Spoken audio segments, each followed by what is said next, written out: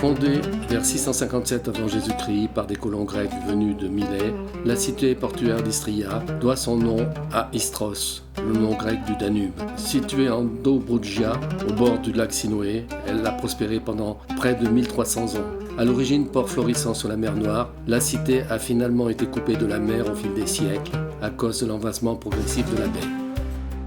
Franchir les imposantes murailles d'Istria, c'est remonter 13 siècles d'histoire. L'enceinte romaine tardive qui protégeait la cité des invasions nous accueille par sa grande porte monumentale. En traversant ces blocs de pierre massifs, on quitte le présent pour fouler les pavés d'une véritable ville antique, où se superposent les époques grecques, romaines et byzantines.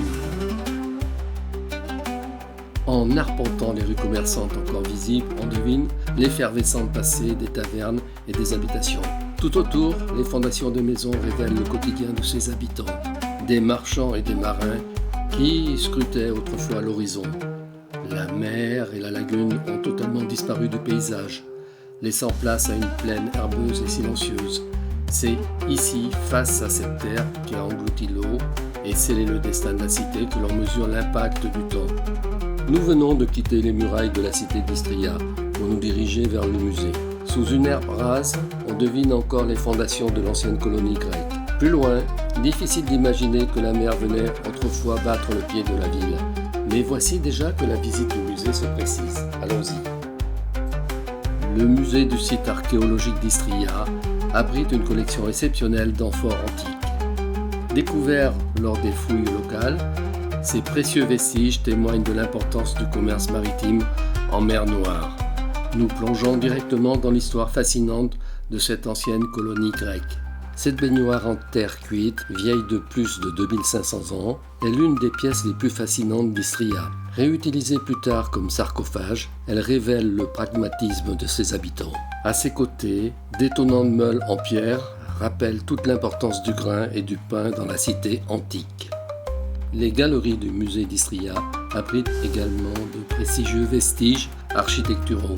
Des colonnes ioniques sont exposées, restes d'anciens temples grecs, notamment des chapiteaux, des linteaux décorés, des bas-reliefs représentant la vie quotidienne dans la cité.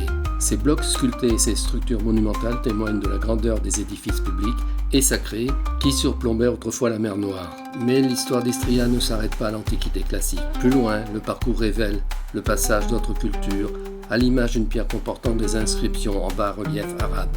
Ce témoin épigraphique plus tardif illustre la longue continuité historique du site, où les époques et les civilisations se sont superposées. Un voyage fascinant à travers le temps, gravé à jamais dans la roche. Des fragments culinaires au motif d'une grande finesse. Ils révèlent une maîtrise remarquable de la céramique et des couleurs, complétée par une riche collection de lampes à huile. Ainsi s'achève notre voyage au cœur des vestiges de cette ancienne colonie.